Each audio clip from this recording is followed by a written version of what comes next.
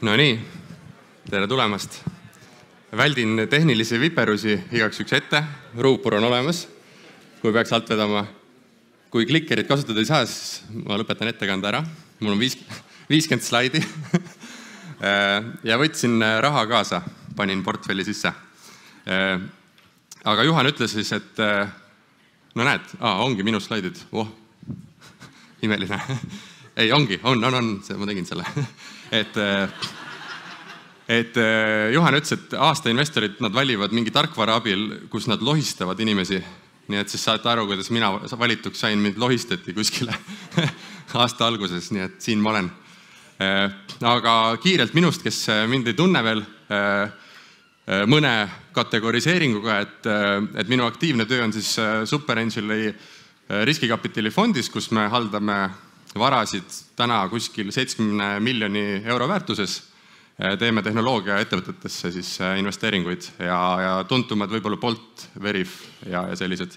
Aga kõrvalt nokitsen ka enda sentidega läbi oma varalduse ettevõtete, Vantage Group ja Lõhmus & Oolo Holdings. Kõik arukamad juba lähevad teatmikusse ja vaatavad bilansid üle, kas mehel ikka on nii palju raha või mitte. Ja üldiselt alati olen panustanud kõige muu kõrvalt ka koguna tegevustesse. See, kus me siin oleme, investeerimisfestival on minu ja Tõnise alustatud kunagi, täna Juhan ja Jaana veavad seda eest, aga aktiivsetest tegevustest hakkasime Taavi Ilvesega ehitama portfellihaldustarkvara, Portfello.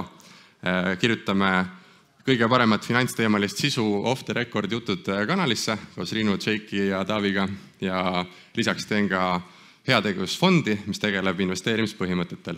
Ja muidugi kõike seda ei saaks teha, kui mul poleks hea kaaslanne Käterin ja armastav perekodus 2 last.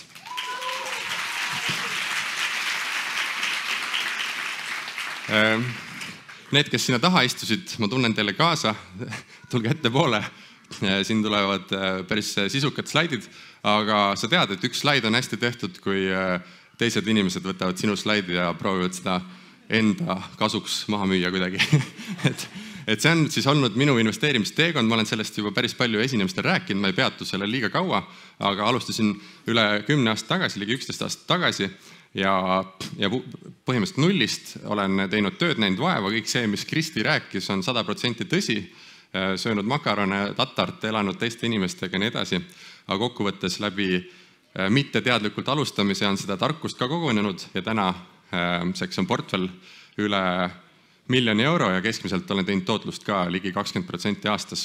Ja vahekokkuvõte, kuna eelmine slaid oli kuni 2023 lõpuni, siis vahekokkuvõte ongi see, et teadlikult investeerinud 10,5 aastat, netoportfelli väärtus 1,25 miljonit, realiseeritud investeerimistulu, mis on reaalselt võetud portfellist või portfell on juba maksnud mulle rahast tagasi, on üle 400 000 euro ja keskmiselt 18+%. Aga teema on siis intrigeeriv miljonist edasi rahalise sõltumatuse valem. Et mina siis räägin kõigest sellest, mis on miljonist edasi. Kui palju siin on inimesi, kellel on 1 miljon või rohkem netoportfellis? Andke aega märku. Nii, ma räägin teile 5 inimest. Aga loodan, et siit me kaasa võtta kõigile. Aga alustame sellega, et nii, miljonist edasi. Miks edasi? Kõik räägivad, et 1 miljon ju, et mis siis lõpeta ära, nagu aitab küll, mis siia lava peale tuled. Edasi sellepärast, et ma olen aru saanud siia jõudes, et sellest ei piisa. Et pingevabalt elu lõpuni tänase elustiiliga ära elada. Meil on teatav elustiil, me tahame mingid asju elus teha ja sellest minu jaoks ei piisa. Tundub, et näe jälle mingi privilegeeritud pea keskeas liikuv valge mees räägib mingist sellist juttu. Aga las ma selgitan teile, miks ma nii arvan. Nimelt, siin on minu 2023 aasta kuluallikate kaupa minu eelarve, kuhu kõik raha kulus ja siin on siis 10 kategooriat ja kokku kulus vaat ma ütlesin, et tagumised tulge ette poole. Et kokku kulus siis minul 70 000 eurot eelmine aasta. Et selline nagu eelarve. Ja teiseks võtsin portfellost välja, et jah, pange väiksemaks, et näha ei oleks numbreid. Kaotage üldse ära. Okei. Ja siin on minu selle aasta portfelli siis tulude väljavõtte, üüritulud, renditulud, intressitulud ja keskmiselt olen siis selle aasta 6 kuuga, keskmiselt on 4500 eurot on realiseeritult teeninud portfell. Muidugi portfelli on kapitali kasvu ka, aga ütleme, et see on see raha, mis jookseb kontole tagasi. Teeme lihtsa arvutuskäigu, 4500 korda 12, 54 000 eurot tuleb aastasse umbes kontole, kulud, ja see on maksueelne raha, on ju, kulud 70 000, no minu tagasihoidlik arvutus ütleb, et ei piisa. Jääb ju puudu, ilmselgelt. Ja puudu jääb selles mõttes, et mitte ainult, kui ma isegi teeniks nii palju, siis ma ei tahaks ju kõik ära raisata, ma tahaks, et ma teeniks natuke rohkem, et jääks raha üle, saaks uuesti portfelli tagasi panna ja seda palli keeramas hoida. Nii, sellest ei piisa, nagu ma rääkisin. Seega, üks variant on, et okei, aga tõmbame makaroni peale tagasi. Ei taha. Et tahaks lastele head haridust pakkuda, tahaks reisil käia, kui sa selle maitse suhu saanud oled, the good life, don't wanna go back. Nii et kui palju siis tegelikult on see piisav ja kui miljon ei ole, siis mis edasi, et how much is enough, kuulsite Hardi Meibaum reedel ütles, et temal on piisav, numbritest ei rääkinud, mina räägin. Rahalise sõltumatuse valemid, minu esinemise alamslogan siis ja tegin uurimustööd, võtsin välja siis erinevad meetodid, leidsin umbes 4 akadeemiliselt tõestatud meetodit, kaasa arvatud Roosaare meetod, kaasa arvatud minu enda lineaarne meetod, aga mõned on siin ikkagi nagu asjalikemate inimeste pealt kokku pandud. Ja hakkasin neid uurima, võtame esimene, lineaarne meetod. See on selline talupoja matemaatika, põhimõtteliselt oleks talupoja meetod. Põhimõtteliselt vaatan välja, palju ma soovin siis aastas ära katta, kui suured mu kulud on ja siis eeldan mingit tootlusprotsenti. Keskmiselt öeldakse alati, aktsiaturud teenivad 8–10% aastas. Panen talupoja matemaatika kokku, teen selle tagurpidi arvutuse, saan aru, et kui mul oleks portfell, mis oleks 878 000 eurot ja see teeniks aastas 8% tootlust, see olekski aastas 70 000 ja kataks mu kulud ära. Miks see on talupoja meetod on see, et muidu kõik nii lihtne ei ole ju. Esiteks kogu tootlust sa ei saa kogu aeg välja võtta, teiseks see võib kõikuda aastast aastasse. Seega talupoja ütleb, et korrutame 2-ga, siis on kindel. Korrutame 2-ga. Portfelli on vaja siis 1 700 570 700. Ja kui selline portfell oleks, siis oleks piisavalt. Nii, seda ütleb talupoja meetod. Järgmine meetod, 4% reegel. Kes on kuulnud 4% reeglist? Kurikuulus täielik tõde. Sama asi, alusandmed on siis see, et 70 000 on vaja ära katta aastas, aga 4% reegel, nagu nimi ütleb, väljavõtmise määr on 4%. See tähendab seda, et sa võid igal aastal portfellist võtta 4% raha välja ja sellest siis ikkagi peaks jätkuma sul elu lõpuni. Kui me teeme jälle selle tagurpidi arvutuse, me jõuame tegelikult täpselt sama numbrini. 1 757 700 eurot oleks see number, mille juures, kui sa iga aasta võtad 4% portfellist välja, siis sul ikkagi jätkuks elu lõpuni. Väga hea, üks kinnitus veel olemas. Nii, kurikuulus Daniel Kahneman koos oma kolleegiga viis läbi suure laiapõhjalise uurimuse ja leidis, et 2010 aastal, et emotsionaalset heaolu tagab või see piir, milleni sa saad maksimaalselt kasvatada oma emotsionaalset heaolu ja vähendada stressi, on $75 000 aastas. Et kui sa nii palju teeniksid, siis paljud sinu mured laheneksid ära ja sinu well-being või heaolu oleks päris hea. Ja inflatsiooniga korrigeeritult 2022 aastaks see number on umbes $100 000 või $100 000, aga me teame, et 2 aastaga on veel palju muutunud, nii et mina tegin $100 000 100 000 euroks, et olla nagu kindel, et kui aastas siis 100 000 eurot tuleks mõnusalt ja passiivselt sisse ja lisasin ka ühe hüpoteesi, et kui tootlusmäär oleks 5%, et see on siis realiseeritud rahavoo tootluse määr 5%, kui teha tagurpidi arvutus, siis portfell peaks olema 2 miljonit. 2 miljonise portfelli juures, kui sa 5% aastas suudad kontole välja teenida, võrdubki 100 000 eurot. Ja sellega peaks siis uuringute Nobeli preemia võitjate uurimuse põhjal olema piisav. Aga võtame kõige parema näite, et Roosaare siinsamas istub ees, paneb pöidla alla, see on Roosaare 3 taset, kes on nendest kuulnud, see on raamatus kirjas.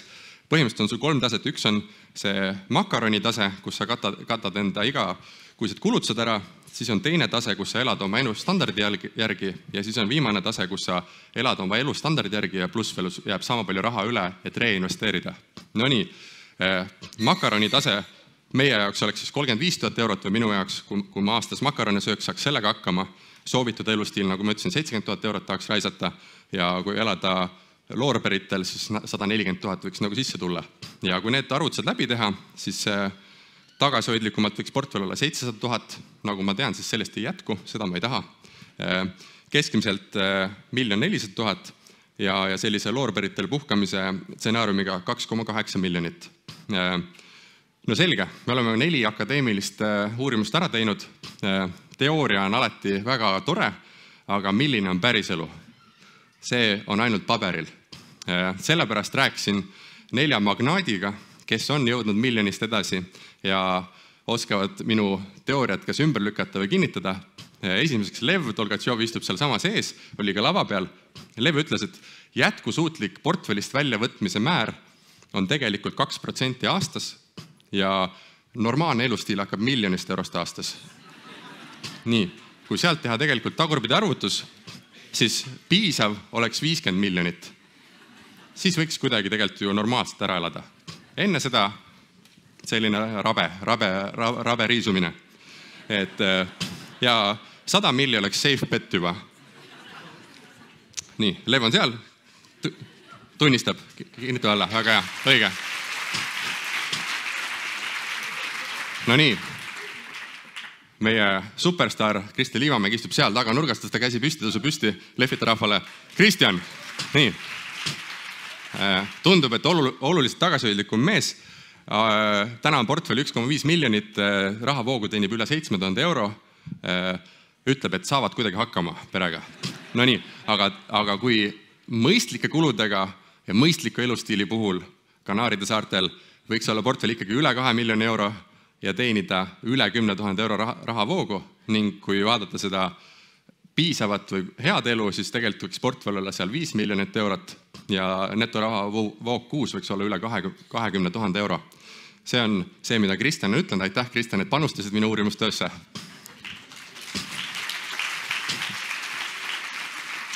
Veel üks korufee Jaak, kes on kuulsate tasemete omanik, ütles, et 10 milli on selline mõnus number, et selline võiks portfell ikka olla vähemalt, aga praktikas ei hakka mingit joont maha tõmbama. Nagu läheb üle, siis läheb üle. Aga ka jagas seda Daniel Kahnemani uurimust, et 10 000 euri kuus on selline passiivne tulu, mis nagu juba laseb elada. Aitäh Jaak sulle ja viimaseks ja aplaus Jagule. Viimaseks siis Madis, kes tuleb järgmisena peale, räägib teile kõik saladused ära, aga ma natukene siin jagan mõned saladused enne ära. Madis ütleb, ma olen endaga rahu teinud. Oma vara juhtides 12% aastast tootlust teenides peaks kuidagi hakkama saama küll. Aga eesmärgiks võiks olla esimeseks või tänaseks lähemaks eesmärgiks, et kui 20 000 eurot kuus sisse tuleb, see on mõnus, 10 000 raiskad ära ja 10 000 läheb tagasi portfelli. Aga üldiseks suuremaks portfelliks ongi see, et see mõnus number 10 miljonit on ka Madisel silme ees ja kui see teeniks 50 000 eurot passiivset tulu kuus, siis oleks piisav ja elaks täitsa mõnusalt ära. Aitäh, Madis!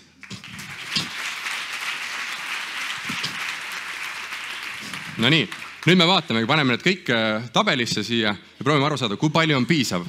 See on esimene uurimustöö Eestis, mis on teaduslikult tõestatud, mis on tehtud. Kõik räägivad mingist piisavast numbrist, keegi ei näita numbreid, mina näitan. Nii, talupoja meetod ütleb 1 700 000, 4% reegel ütleb 1 700 000, Kehemann ütleb 2 miljonit, Roosaare ütleb, Roosaare teooria ütleb 2,8 miljonit, Roosaare praktika ütleb 10 miljonit.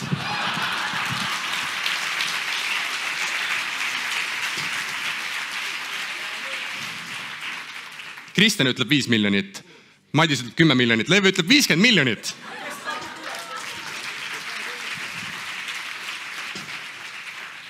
No nii, kõigil on õigus, on ju. Kui palju on piisav, väga suhteline. Me võime teooriat vaadata, alati läheb see number eest ära. Ja see ongi nagu minu point ka, et ma tegin selle, me oleme alati paberil arvutame, loeme raamatuid ja siis räägid päris inimestega, kes elavad seda elu, siis nendel on alati veidi suurem number. No ka mina, 1 miljon on käes, ikka ei piisa. On vaja suuremat numbrit, nii et mina leidsin kesktee, et minule tundub ka sümpaatne see, et kui 10 000 eurot passiivselt tuleks kuus sisse, siis tegelikult elaks täitsa lahedalt ära ja peale seda, mitte pärast seda, tähendab, et siis ongi päris hea ju, et portfelli vahemik seal ongi, et 2 miljonit kuni, Kristjan suur eeskuju, kui ütleb 5, siis ma usun teda ka, et 2–5 vahele, siis võiksin mina ka sihtida enda portfelli. Muidugi mitte, et need alumised oleksid kuidagi halvad, aga lihtsalt mul on veel tükk maad minna.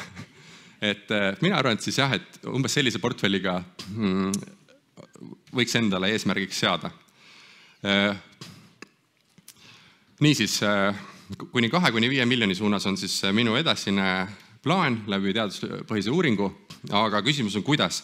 Mis ma siis teistmoodi teen, kui see, mis ma siiamaani teinud olen?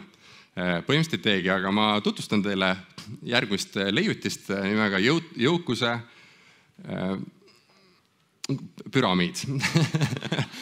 et põhimõtteliselt tegelikult aeg on muutunud see, kuidas mina jõukusesse suhtume, kuidas ma investeerimist ja rahatarkust ja kogu seda rahaasju nagu näen.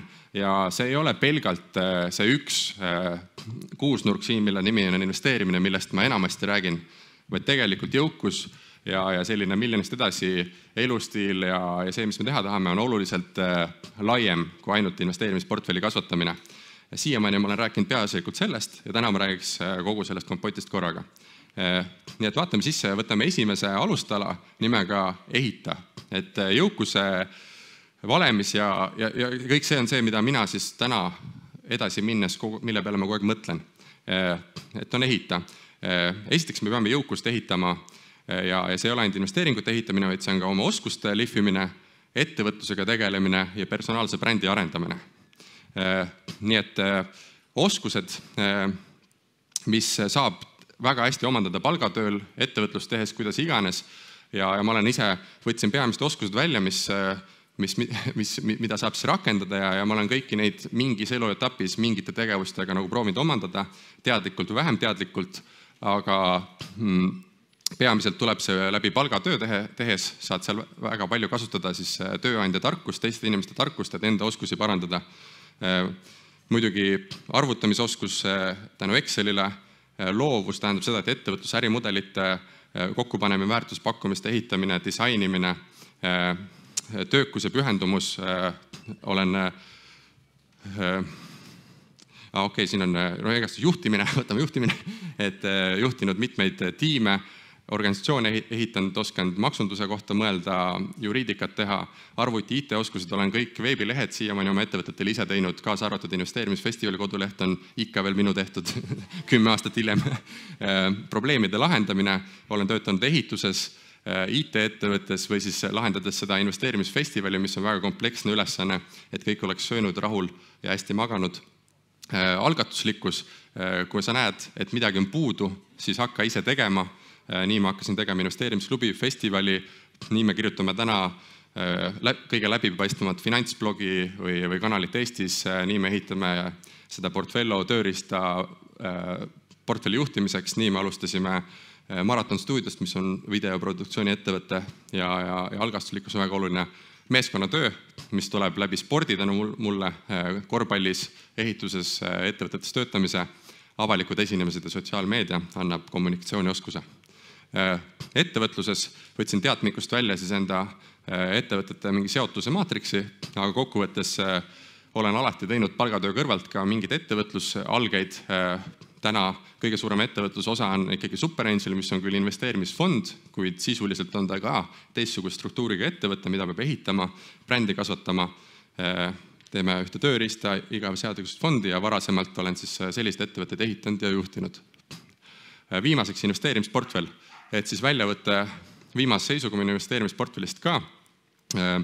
Kinnisvarasse paikutan 38% portfellist, riskikapitali 26%, laenud võlakirjad 19%, aktsiad, ETF-id 12%, raha ekvivalendid 4% ja natuke on kinnisvaral ka võimendust ja krüptot ei ole. Vastasin ühe kuuma küsimus ära, mis küsimustest tuleb. Kuidas krüptoga läheb? Nii et investeerimisportfellist ma olen päris palju rääkinud, seda me süstemaatiliselt ehitan kogu aeg edasi ja sellest me kirjutame igapäevaselt tegelikult oma selle off the record kanalis. Aga viimane, mõned mõtted ka siis portfelli osas, kuna see on see kõige aktuaalsem teema, et ehitada portfelli.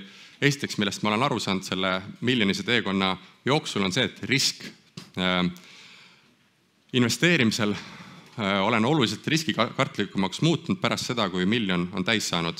Enne seda ma julgesin palju rohkem riski võtta ja ma oleks arvanud, et mida rohkem raha, seda rohkem riski sa julged võtta. Ja tegelikult on vastupidi. Sa ei taha kogu seda tehtud tööd ja teenitud kapitali lihtsalt ära kaotada. Iga kord, kui ma teen täna halva otsuse ja ühte investeeringusse paigutan näiteks 1% oma varadest, mis sisuliselt on üle 10 000 euro, kui see halb otsus realiseerub ja ma kaotan 10 000 eurot, siis on päris valus. Ma tean, et selle taga on kuid tehtud tööd, nähtud vaeva. Nii et täna mul ei ole tarvis raha kaotada, mul ei ole seda luksust, mul ei ole vaja raha kaotada. Ma pigem võtan 2 käiku aeglasemalt, liigun vaiksemast tempos, teenin vähem tootlust, aga säilitan oma vara. See on üks asi, mis pärast miljonit on juhtunud, mida enne miljonit võib-olla olin palju riskialtim. Teiseks, rahavoog on kuningas. Ma ei tea, kas see on tänast intressikeskkonnast tulnud või tänasest halbadest majanduse aegadest, kus sa tunned, et see raha, mis sul on peos, see on palju parem kui see varblemine, mis on katusel. Nii on ka minul, igastahes ka suurema portfelli puhul see realiseeritud tootlus numbrites hakkab reaalselt mõju andma, et kui ma teenin täna 1% rahavoo tootlust rohkem, see tähendab vähemalt 1000 eurot kuus rohkem, et suurema summa pealt on mõtet ka tegeleda sellega ja teiseks, täna ma saan seda realiseeritud tootlust kasutada igapäeva asjadeks, kapitali kasvu, sa ei saa tootlusprotsendi numbri eest Excelis, sa ei saa poest leiba osta, aga teenitud raha eest saad sa leiba osta, nii et minu jaoks on muutunud rahavoog palju tähtsamaks ja viimaseks küsimus, et kuna sa siis pensionil lähed ja kas see 2 miljonit kui 5 miljonit on piisav summa, millega ma läheks pensionile, siis Tim Ferriss ütles hästi, et retirement is the worst case scenario insurance, et põhimõtteliselt pensionile mõtled sa, pensioniks kogud sa ainult selles mõttes, et kui sinuga peaks midagi juhtuma, sul on see rahapuhver olemas. See ei tähenda, et mina 33-aastase noormehena tahaks 2, 3, 4 või 10 aasta pärast pensionile minna. Minu pigem unistus on see, et energiat on, tekib uus mõte, tahaks midagi käivitada, midagi teha, et pensionist me ei pea üldse rääkima. Pigem on see, mida me ehitame, on selline kindlustuspakett ja heaolu. Nii et penakoladat keegi jooma ei lähe. Ja viimaseks, personaalne bränd on ülimalt oluline jõukuse ehitamise juures ka. See avab sul ukse, annab võimalusi ja mõned näited, siis mina lihtsalt olengi kirjutanud enda mõtteid oma blogisse. Samuti, kui sa jagad mõtteid blogis lava peal, siis ka meediaväljaanded, Äripäev tahab teinekord neid avaldada, mis on tore, et see teadmine läheb kaugemale. Samamoodi kirjutan off the record jutud kanalis, et ma ei tea, kirjutamine tundub, et mulle meeldib. Ja üks minu unistustes oleks ka see, et kui ma kunagi aktiivset tööd väga palju ei tee, siis ma võtaks väikse kontori kuhugile ja ma läheks hommikul sinna kontorisse ja ma kirjutaks päeva otsa mingeid väikseid asju. Ja siis tuleks koju tagasi. Ja naine küsib, kuidas päev läks. Mõtlen, väga hästi. Ja jagan ka natukene Instagramis nii palju kui jõuan, aga sisuliselt personaalbränd on jõukuse ehitamisel kasuks, annab sul ukse, annab võimalusi ja aitab ka lisasissetulekut teenida. Aga lähme teise tala juurde, mis on kaitsmine. Nüüd läheb asi nagu sellisest iseenesest mõistetavast kohast natuke sellisesse kohta, mida paljud jätavad hilisemaks. Ehk et esiteks kindlustus. Kindlustus on aina olulisem see, mida vähem raha sul on. Sest et kindlustuse põhimõte on see, et sa kaitsed ennast üli suurte paukude eest. Et kui sul peaks midagi väga suurt juhtuma ja sul ei ole seda rahapuhvrit endal, siis sa ei lähe võlgadesse, vaid kindlustus katab selle ära. Mida rikkamaks või varakamaks saad, seda rohkem sa saad välja arvutada, et kas see risk on väärt võtmist ja kui kallis see risk on ja kas ma suudaksin selle oma varadest ära katta või ma peaksin ennast kindlustama. Aga lihtsalt kindlustused, no siin ei ole mingi super slaid, ma võtsin Google'ist selle, kirjutasin sisse insurance ja panin ise taha need linnukesed, millised kindlustused meie perel olemas on, aga sisuliselt kindlustus on suurte paukude kaitse, nii et mõelge alati läbi, mõelge riskid läbi ja kui te tahate mõne suure asjast ennast kindlustada, siis see on üks viis vara kaitsmiseks. Teine maksud. Me elame siin keskkonnas, Eestis, kus iganes, ettevõtluskeskkonnas, me võtame siit ise vastu, käime haiglas, saame hüvesid, ainult vastutustundlik ja isegi kohustuslik on siia keskkonda tagasi panustada. Et kui me siit keskkonnast oleme midagi saanud, siis maksame siia keskkonda oma panuse tagasi ka.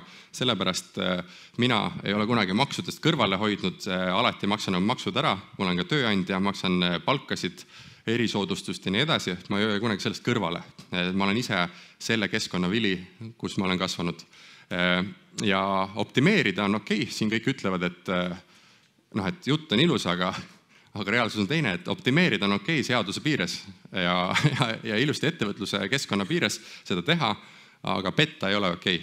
Kui keegi jätab asjad deklareerimata, kõik need teie, kes teie krüptokontod on deklareerimata, kellel ühisrahastus on deklareerimata, et minu arust on alati see, et petta ei ole okei. Et kui sa julged teha, julge vastutada, maksame maksud ära, me teenime ju kasumit ja me tihtipeale maksame ikkagi osa kasumist, mitte kahjumist. Ja üks kaitsealustala on veel juriidika. Minu üks põhimõte on olnud, et alati kõik juriidilised asjad hoia korras. Tee lepingut, maksa natuke rohkem juristile alguses, et see leping ilusti ära teha, kui see, et sa pärast satud mingisse vaidlusesse, mis muutub alati kallimaks ja mitte ainult rahalist kallimaks, vaid emotsionaalselt kõvasti kallimaks. Juriidilistes vaidlustes võitjaid enamasti nende vahel, kes tülitsevad, ei ole. Võitjad on ainult juristid, kes teevad neid lepinguid. Nii et kui te investeerimise tegelete, mingid eriti privaatkapitali või mitte avalikult kaubeldavad instrumente, alati tehke lepingud ilusti ära. Hoidke kõik korras. Mul on lihtsalt screenshot siin ühest kaustast. Seal on veel 1000 rida allapoole. Kõik lepingud alati talletan, hoian alles, kõik lepingud sõlmin alati enne ära, kui ma tehingu teen. Juriidika on väga oluline, et kaitsta oma vara pikas pildis. Viimaseks maine.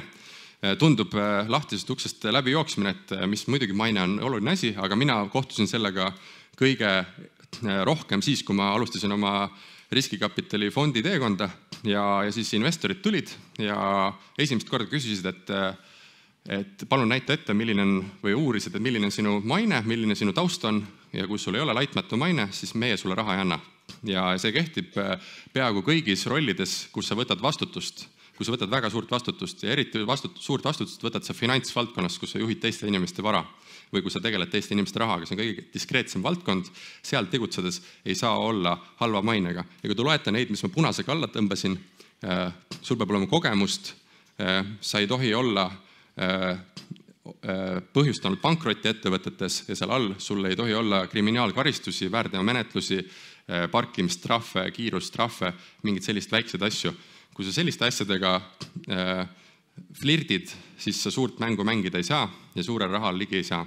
Ja Martin teab seda ka hästi, juhib ka finantsettevõtet ja rääkis ka laitmatust mainest.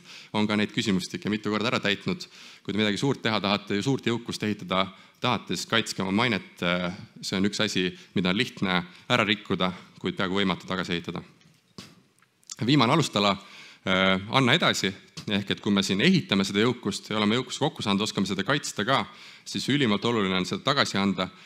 Nimelt esimene pärimine ja testamendi teemad, mis on päris palju arutatud, mille üle mul on hea meel, aga just nägin, et Äripäeva artikkel ja Rauno Tingas tegi hea ülevaate koos teiste ekspertidega, kuidas pärimine toimub, kuidas testamenti teha. Selles artiklis on 8 nippi, räägib nii ettevõtlusest, pärimisest, testamendist, kõigest sellest ja meiega Portfello tarkvaraga teeme pärimise info jagamise lihtsamaks, et sinu kaaslane võiks ka teada, mis investeeringud sul portfellis on.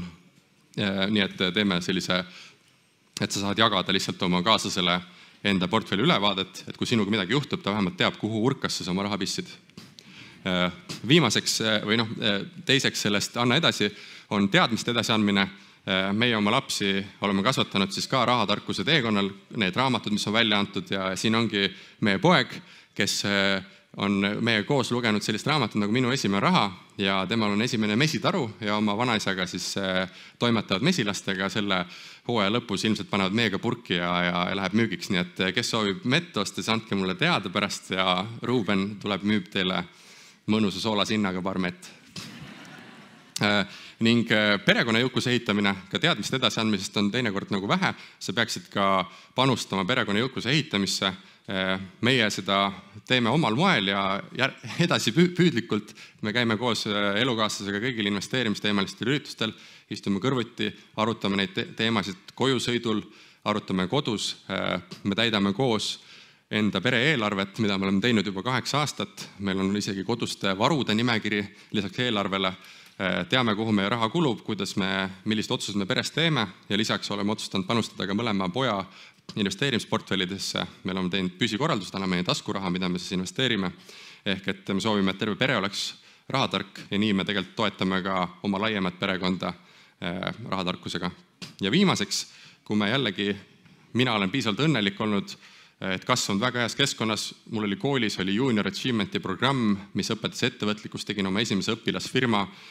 Mul oli majandustunnid isegi 6. klassist alates, kus räägiti teoreetilist nõudluspakkumise suhet, mis ei olnud kuigi praktiline, aga siiski me selles keskkonnas kasvame ja mul on väga hästi läinud. Nii et mis vähegi ma teha saan, et osa kasumist tagasi suunata siis heategevusse ja mina panustangi seda läbi enda heategevusorganisatsiooni Igavene heategu, kus me tegelikult panustamegi noorte rahatarkusesse, ettevõtlusesse. See on see asi, mis mind on aitanud noorena ja ma usun, et kõik need asjad, mis on sind aitanud, sa võiksid sinna natuke tagasi panna, et ka teised saaksid selle seemne kätte. Nii et selline on minu tänane mõte jõukuse ehitamisest. See, kuidas ma liigun miljonist edasi, ei ole ainult pelgalt investeerimisportfelli juhtimine ja nende üksikute varade, aktsiate ost-müük, vahetus ja möllamine. See hõlmab nii ettevõtlusega tegelemist, oma oskuste arendamist, oma personaalse brändi hoidmist. Samas ma tahan ka kaitsta oma vara, et ma ei kaotaks seda lihtsalt ära läbi selle, et mul on kindlustus, et maksan makse, mul on juriidik korras ja ma hoian oma mainet. Ja viimaseks, kui ma vähegi teha saan ja olen sellises olukorras, siis ma annan nii palju tagasi, kui ma saan ja annan nendel tagasi, kes mulle kõige lähemal on, oma perele, oma lastele, kuid ka kõigile teile, kes te siin kuulate, et ka teie saaksid teha neid teadlikke otsuseid ja oma jõukust ehitada ja mitte seda ära kaotada. Ja viimaks testament, mis peab kätte võtma. Sorry, üks slaid on mul veel, et miljonist edasi. Et kokkuvõttes, kui võtta see asi kokku, siis tagasihoidlik eesmärk olekski oma investeerimis realiseeritud tulu kuus kasvatada umbes 5000 eurot 10 000 eurole. Ma arvan, et see aitab meil perega oma elustiili lahedamalt ära elada. Ja teiseks, eelduslikult oleks selleks tarvis siis umbes 3 miljoni suurust portfelli. Soovin seda kõike teha holistiliselt, samal ajal vara kaitstes, teistele edasi andes, ennast arendades. Ja üks põhimõte on see, et bake the cake and eat it too, ehk et ma kindlasti ei pane elu tahaplaanile, et seda kõike teha, vaid ma naudin ka tänasele elu elamist, selle raha kasutamist ja kuidas ma seda teen. Mul on 2 mehhanismi, mis aitavad kindlaks teha, et mu portfelli ja vara väärtus kasvab, aga samal ajal, et ma ei hoiaks ennast tagasi, me käiks reisil, me naudiks seda elu. Nii et 2 piirmäära on see, et mu säästuprotsent ei tohi aasta lõikes olla miinuses, ehk et me võime kõik raha ära raisata, mis ma teenin, aga ma ei tohi kulutada, ma ei tohi laenu võtta või ma ei tohi miinusesse minna. See on üks põhimõte, nii et ma elan selle piires, mis ma ise teenin. Ja teine, portfelli netoväärtus peab aasta lõikes või pika perioodi lõikes kasvama. Nii et nii kaua, kui portfell on väikses kasvutrendis ja nii kaua, kui ma ei kuluta oma tuleviku säästa ära, nii kaua me võime raisata nii palju, kui me tahame. Kiiret ei ole, küll see 3 miljonit ka kunagi tuleb, see ei pea tulema kiiresti, ma ei ohverda selle nimel oma elu, aga ma olen ka kindel, et ma ei jää halvemasse finantsilisse olukorda, kui ma seda teen. Aitäh teile!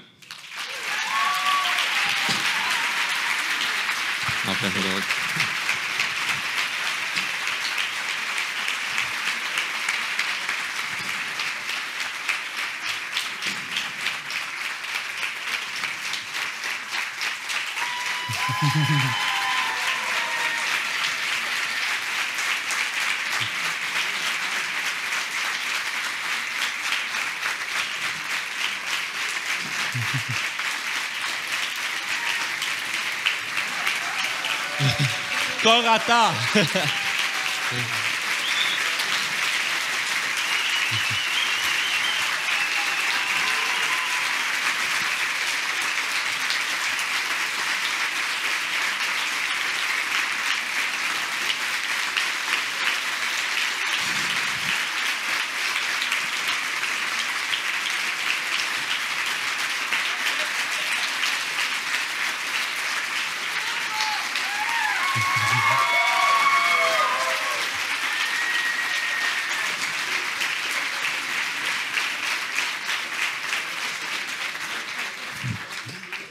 Kas teeme korrata ka või? Aga tõeliselt võimas ettekanne, nagu see aplaus ka näitas, kuigi üks kriitika ikkagi ühelt osalejalt tuli, et eelmisel aastal oli ikkagi festivalilt lahkudes rahulikum tunne, et naudi nüüd elu ja nii edasi, et nüüd peavad 2000 investorit nuputama, et kuidas 1–2 miljonit saada, et üldse kuidagi hakkama saaks. Jah, et eelmine aasta jagati teile valeinformatsiooni. See info, mis täna tuli, on puhas kuld. Vaesed eelmise aasta osalejad. Ma arvan, et vaesed eelmine aasta esinejad ei teadnud, millest nad räägivad.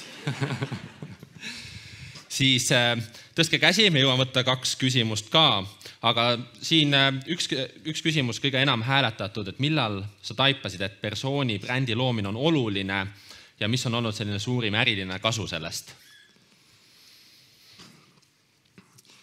Ma ei ole nagu, ma olen suht introvertne inimene, et ma võin siin lava peal teha esinemise, aga ma pärast 2 päeva olen kodus ka üksinda, enam-vähem, et elukaaslane võib seda kinnitada. Et mul ei ole nagu väga lihtne jagada neid asju Instagramis, aga natuke on see, mis Kristi rääkis, et ma tunnen, et see on kasulik. Ma olen näinud, kuidas see aitab inimeste eludele kaasa ja ma olen natukene võtnud, mitte et ma olen suur ohver seal, aga ma olen võtnud teadlikult selle otsuse vastu, et ma panen ennast natuke rohkem välja. Mul on üks ainukene 5 inimesest võib-olla Eestis, kes jagab oma numbreid avalikult igal pool, et see ei tule nagu lihtsalt ja sellest üle minna, et sa oma numbri välja paned, on päris keeruline.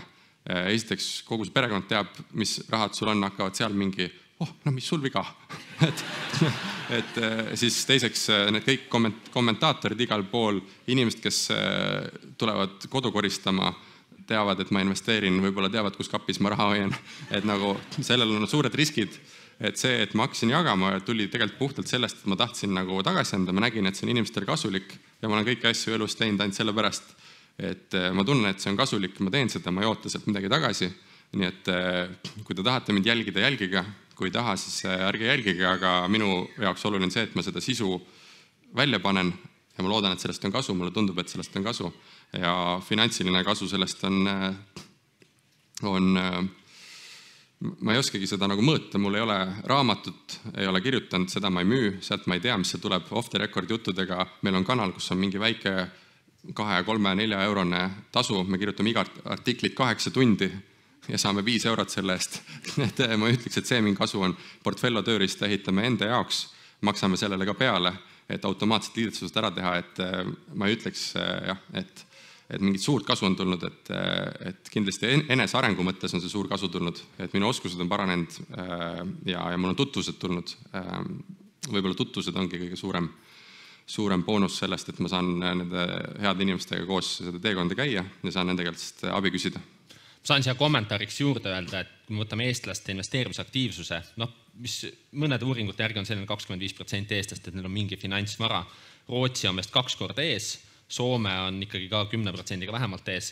Siis kui ma räägin sealsete inimeste või investorite või meediamajadega ja ma räägin, mis siin nagu toimub, siis nad ütlevad, et see oleks nagu enne kuulmatu. Et seda, mida Marko, Jaak Roosaare, Kristjan Liivamägi ja teised ka, et nagu päris numbritega oma portfellist, et isegi riikidest, mille me justkui vaatame alt ülesse, isegi seal on see enne kuulmatu.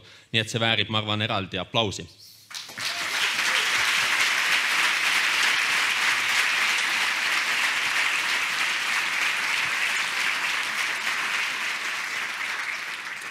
Nüüd on mikrofon jõudnud, võtame sealt ühe küsimuse ja jah. Aitäh väga toreda ettekande eest. Ma tahtsin küsida, et kas kõik need numbrid olid ainult sinu isiklikud või naisega 2 peale või on ikkagi temal ka oma miljonid taskus?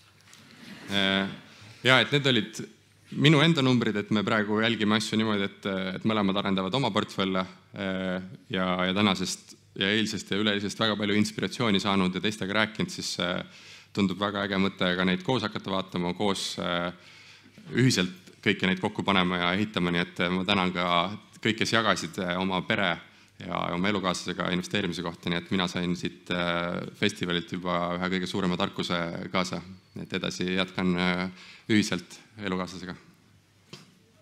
Tere!